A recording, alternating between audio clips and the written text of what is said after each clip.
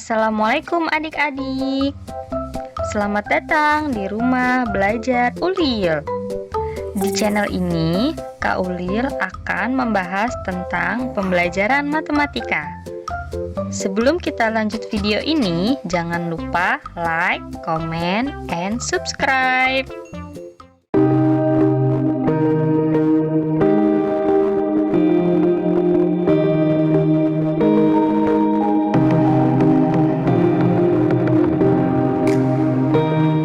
Oke adik-adik, di video sebelumnya kita sudah mempelajari cara mengerjakan KPK dan FPB dengan menggunakan faktorisasi prima ya. Nah, kali ini kita akan membahas materi yang sama, tapi dengan menggunakan soal cerita. Biasanya dalam soal cerita itu tidak dijelaskan secara detail apakah kita diminta mencari KPK atau kita diminta mencari FPB-nya. Jadi, kita harus menentukan sendiri apakah soal cerita itu diminta mencari KPK atau FPB-nya. Nah, di sini Kak Ulil akan membantu kalian untuk mempermudah menentukannya dengan memperhatikan kata kunci yang ada pada soal. Nah, ini dia konsepnya ya. Ini konsep untuk menentukan kalau soalnya KPK, dan ini konsep kalau untuk menentukan soalnya itu mencari FPB. Jadi yang pertama, kalau dia KPK itu biasanya ditanyanya waktu. Jadi di soalnya itu pasti ada kata-kata kapan atau tanggal berapa atau jam berapa. Sedangkan kalau FPB itu biasanya yang ditanya itu jumlah. Jadi dia menceritakan tentang jumlah, entah itu jumlah orang, jumlah benda, atau jumlah anggota. Nah, lalu kalau KPK itu biasanya di soalnya itu ada kata-kata setiap, sekali, bersama, bersama-sama, bersama lagi. Nah, sedangkan kalau FPB itu biasanya di soalnya itu ada kata-kata banyak, sebanyak-banyaknya, jumlah, jenis yang sama, atau sama rata. Nah, jadi kata-kata kunci inilah yang akan membantu kita menentukan soal cerita itu disuruh mencari KPK atau FPB-nya. Nah, untuk lebih jelasnya kita akan ke contoh soalnya ya. Oke, sekarang kita sudah ada di contoh soalnya ya. Kita baca dulu soalnya. Nah, jadi di sini kita menentukan ini kira-kira disuruh nyari KPK atau disuruh nyari FPB. Kita baca dulu. Arkan mengunjungi perpustakaan setiap 6 hari sekali. Dimas setiap 4 hari sekali. Sedangkan Sukma setiap 8 hari sekali.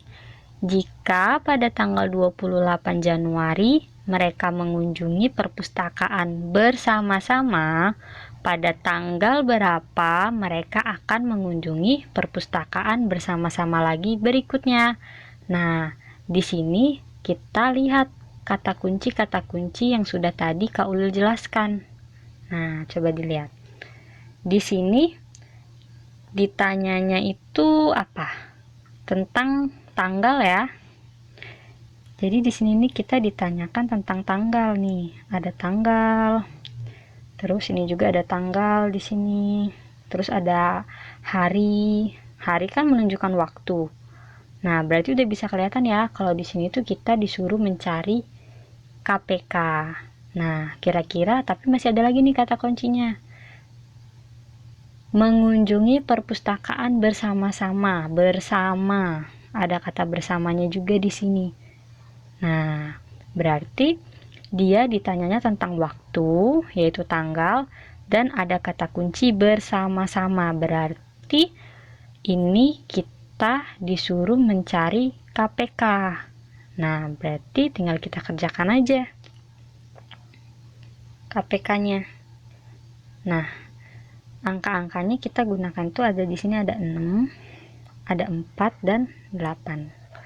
Berarti kita cari KPK dari ketiga angka ini. Kita tulis ya di sini. 6. 4 dan 8. Nah, tinggal kita cari aja KPK-nya. Kayak cara yang tadi dicontoh. Nah, sekarang kita bagi dengan bilangan prima. Yang paling kecil yaitu 2. Ini bisa dibagi 2 semua ya. 6 dibagi 2, 3. 4 dibagi 2, 2. 8 dibagi 2, 4. Karena ketiga ini bisa dibagi 2, kita tandain dengan lingkaran merah. Sekarang kita lanjut lagi. Masih ada yang bisa dibagi 2? Masih. Kita tulis 3 dibagi 2 nggak bisa, berarti 3-nya turun. 2 dibagi 2, 1. 4 dibagi 2, 2. Tidak usah kita kasih lingkar merah, karena yang bisa dibagi 2 hanya 2 dan 4. Sekarang kita lanjut. Masih bisa dibagi 2? Masih bisa ya, karena masih ada angka 2.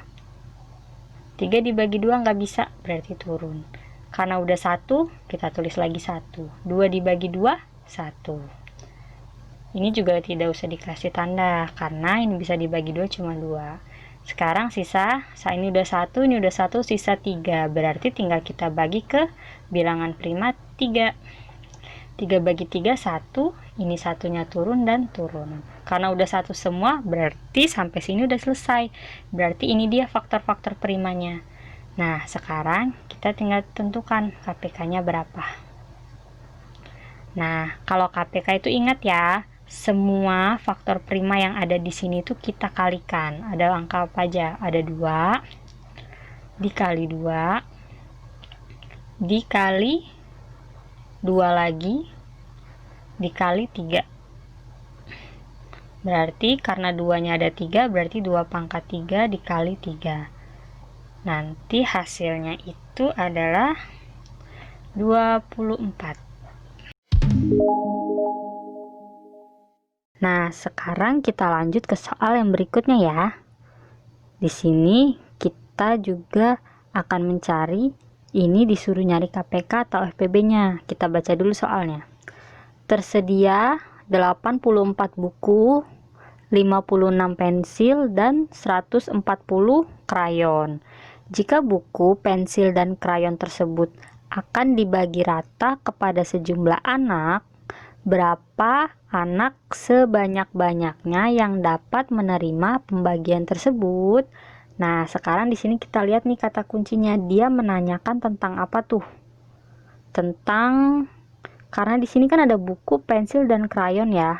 Berarti ini menanyakan tentang benda, jumlah benda.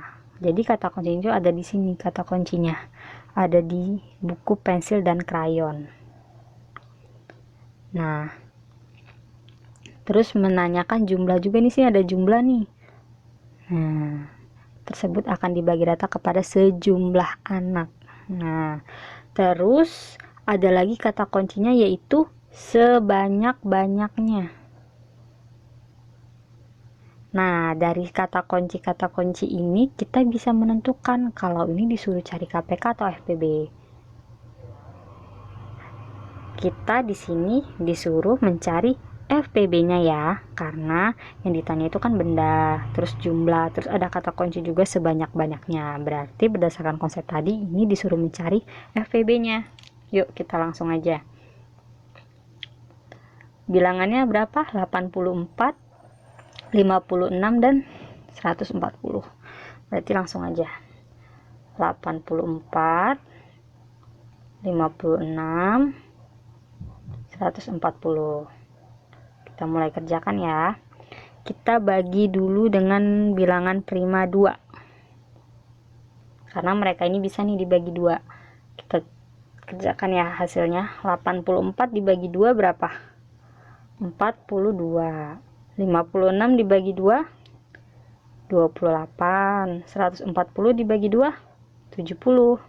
Karena ketiga ini bisa dibagi 2 semua, berarti angka 2-nya kita kasih tanda lingkaran merah. Nah, sekarang lanjut. Masih bisa nggak dibagi 2? Masih ya. Mereka ini masih bisa kita bagi 2. Kita bagi 2 lagi yuk. 42 dibagi 2, 21.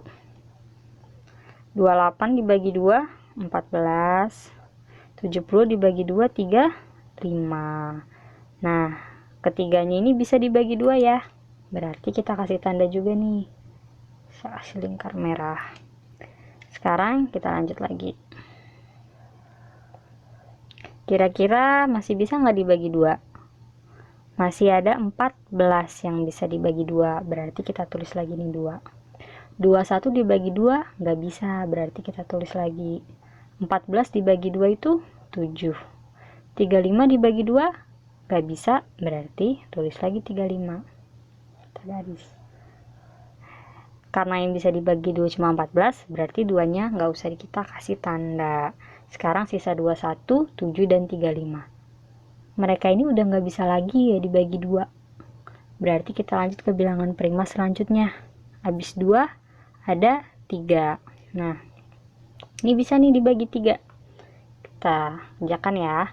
21 dibagi 3 berapa? 7. 7 dibagi 3 nggak bisa ya, berarti tulis lagi 7. 35 dibagi 3 tidak bisa dibagi 3, berarti tulis lagi 35. 3-nya enggak kita kasih tanda lingkar merah karena yang bisa dibagi 3 hanya 21. Sekarang lanjut nih. 7, 7, dan 35. Mereka ini udah nggak bisa lagi dibagi 3, berarti kita lanjut ke bilangan prima yang selanjutnya. Habis 2 itu 3, habis 3 itu 5. 5 bisa nggak dibagi? Bisa ya, 35 bisa dibagi 5, berarti kita pakai angka 5. 7 dibagi 5 nggak bisa. 7 dibagi 5 nggak bisa. 35 dibagi 5 itu hasilnya 7.